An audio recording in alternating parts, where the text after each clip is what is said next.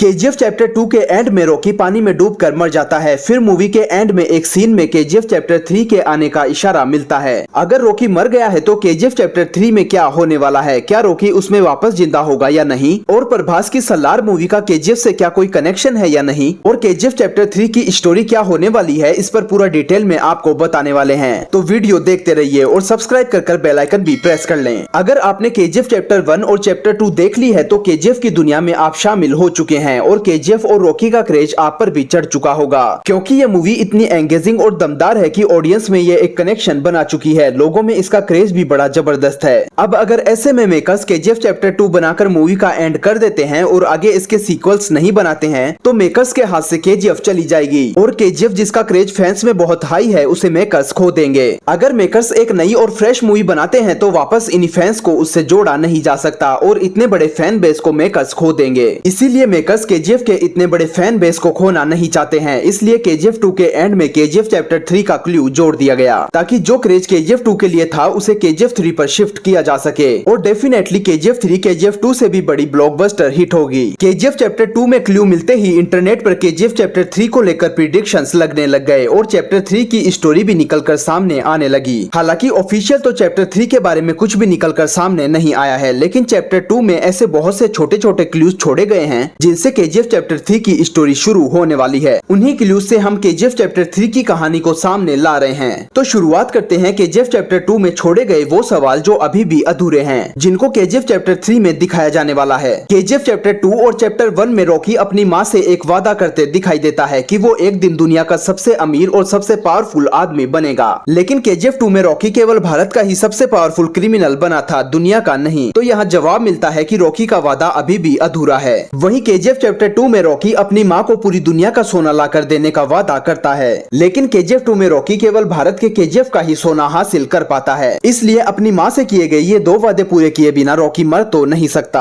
अब आप ही सोचिए कि इतना बड़ा पावरफुल क्रिमिनल रॉकी जो कभी हार नहीं मानता और काफी ज्यादा एडवांस माइंड रखता है, वो आखिर केजीएफ 2 में इतनी आसानी से कैसे मर सकता है। क्या ये बात आपको हजम हो सकती है? अगर आपने गौर किया हो तो केजीएफ 2 में रॉकी को पानी में डूबते हुए ही दिखाया जाता है, मरते हुए नहीं। लेकिन 20,000 फीट से भी ज्यादा गहराई के समुद्र से रॉकी बचकर कैसे निकलने वाला है, इसका जवाब भी आपको आगे मिलने वाला है। केजीएफ 2 में एक बड़ा इशारा ये भी देखने को मिला है कि रॉकी शिप पर जाते वक्त इंडियन आर्मी को जो फैक्ट्स भेजता है, सेम वही फैक्ट्स अमेरिकन और इंडोनेशियंस को भी भेजता है और इंटरनेशनल वाटर में रॉकी के पीछे अमेरिकन और इंडोनेशियंस की नेवी भी पड़ जाती है, लेकिन इसके बारे में मूवी में ज्यादा कुछ नहीं दिखाया जाता। और अचानक से ही रॉकी के शिप पर इंडियन एयरफोर्स मिसाइल्स लॉन्च कर देती है और रॉकी का जहाज बड़े धमाके के साथ ब्लास्ट हो जाता है और रॉकी को पानी में डूबते हुए दिखाया जाता है। वहीं रॉकी की स्टोरी खत्म हो जाती है। अब अमेरिकन और इंडोनेशियंस रॉकी के पीछे क्यों लगे थे और रॉकी ने उन्हें फैक्ट्स क्यों भेजा था, इसका जवाब तो केजीएफ 2 में नहीं मिल पाता है। वहीं मूवी के एंड में एक छोटी क्लिप यूएसए की CIA की भी देखने को मिलती है, जिसमें अमेरिकन रॉकी के बारे में बात करते दिखाई देते हैं और रॉकी को बिगेस्ट क्रिमिनल बताते हैं। और मूवी के एंड में पीएम रमिका सेन के एक छोटे वीडियो क्लिप में यह भी दिखाया जाता है कि अमेरिकन और इंडोनेशियंस आखिर रॉकी के पीछे क्यों पड़े थे और बताया जाता है कि पिछले 3 सालों में 1979 से 1981 तक रॉकी ने 16 देशों में काफी ज्यादा क्राइम किए थे। तो केजीएफ चैप्टर 3 की स्टोरी यहीं से शुरू होने वाली है। केजीएफ चैप्टर 3 में रॉकी की पिछले 3 सालों यानी रॉकी जब मरा है उससे पहले की 1979 से 1981 तक की स्टोरी दिखाई जाएगी, जिसमें रॉकी अमेरिका और इंडोनेशिया जैसे 16 देशों में इंटरनेशनल क्राइम करते नजर आने वाला है और पूरे वर्ल्ड में सोने का इलीगल बिजनेस करते हुए देश विदेश की कड़ियां जोड़ते हुए रॉकी पूरे दुनिया का सोना हथियाने की कोशिश करने वाला है और पूरे वर्ल्ड में अपना क्राइम फैलाने वाला है।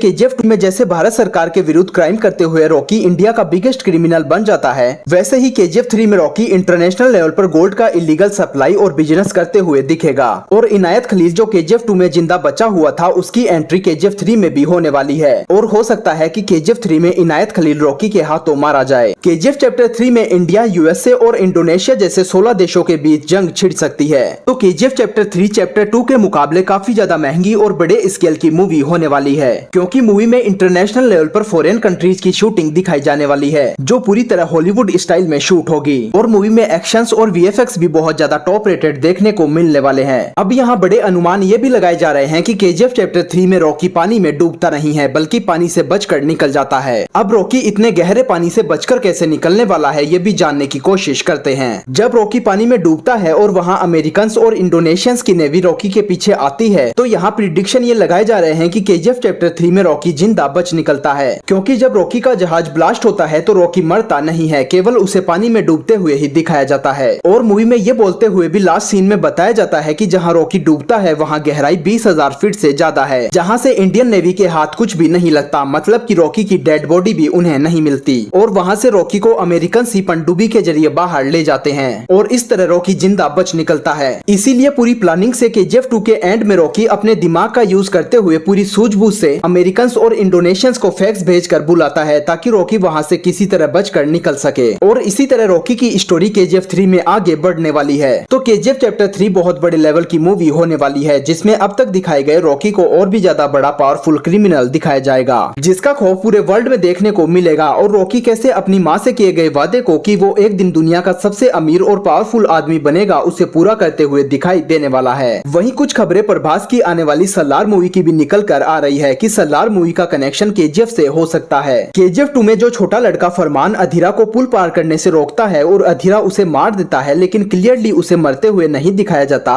और उसकी माँ को उसकी डेड बॉडी भी नहीं दिखाई जाती है, वो लड़का जिंदा बचा हुआ है। और प्रभास सलार मूवी में इसी बच्चे का रोल निभा रहे हैं कि कैसे वो जिंदा बचा है। और रॉकी का फैन ये छोटा लड़का फरमान रॉकी के ही नक्शे कदम पर चलते हुए एक बड़ा क्रिमिनल बन जाता है। और प्रभास सलार में इसी बच्चे का रोल निभाते हुए खौफ फैलाने वाले हैं। सलार में भी केजीएफ की तरह ही विजुअल्स, वीएफएक्स और सिनेमेटोग्राफी देखने को मिलने वाली है, जिसमें रॉकी के भी कुछ सीन्स हो सकते हैं। बहुत सी सिमिलरिटीज केजीएफ और सलार मूवी में देखने को मिल रही है। केजीएफ और सलार दोनों मूवी के डायरेक्टर और राइटर प्रशांत नील ही हैं। वहीं मूवी के प्रोड्यूसर और प्रोडक्शन कंपनी भी सेम ही है। और सबसे बड़ी खबर ये भी है कि केजीएफ 2 में फरमान की माँ का रोल ईश्वरी राव ने किया था, वही ईश्वरी राव सलार में प्रभास की माँ का रोल निभा रही है। ये इतने बड़े क्लूज हैं जो साफ बता रहे हैं कि सलार का डायरेक्ट कनेक्शन केजीएफ से होने वाला है। वहीं इसके बाद सेम मेकर्स और डायरेक्टर की मूवी बघीरा भी आने वाली है, जिसका कनेक्शन भी केजीएफ से ही बताया जा रहा है। तो बैक टू बैक केजीएफ से रिलेटेड ये मूवीज आने वाली है जो केजीएफ का साम्राज्य खड़ा कर देगी। अभी तक आपने हॉलीवुड की मार्वल और डीसी की मूवीज ही ऐसी देखी होगी। जैसा हॉलीवुड में मार्वल मूवीज में एवेंजर्स में हमें देखने को मिला है, ठीक वैसे ही केजीएफ की एक दूसरे से जुड़ी हुई ये फिल्में इंडियन सिनेमा को एक अलग ही ऊंचाई पर ले जाएगी। तो ये सभी अनुमान उन्हीं क्लूज पर आधारित है जो केजीएफ 2 में छोड़े गए हैं और सलार और बघीरा मूवी से रिलेटेड हैं, जो पूरी तरह फैक्ट्स पर आधारित हैं। अब रियल में केजीएफ 3, सलार और बघीरा का क्या कनेक्शन होने वाला है और इनकी स्टोरी क्या होगी, ये तो देखना अभी बाकी है। तो आप केजीएफ 3 को लेकर कितने एक्साइटेड हैं कमेंट सेक्शन में जरूर बताएं। और ऐसे ही इंटरेस्टिंग वीडियोस पाते रहने के लिए लाइक, शेयर और सब्सक्राइब जरूर करें।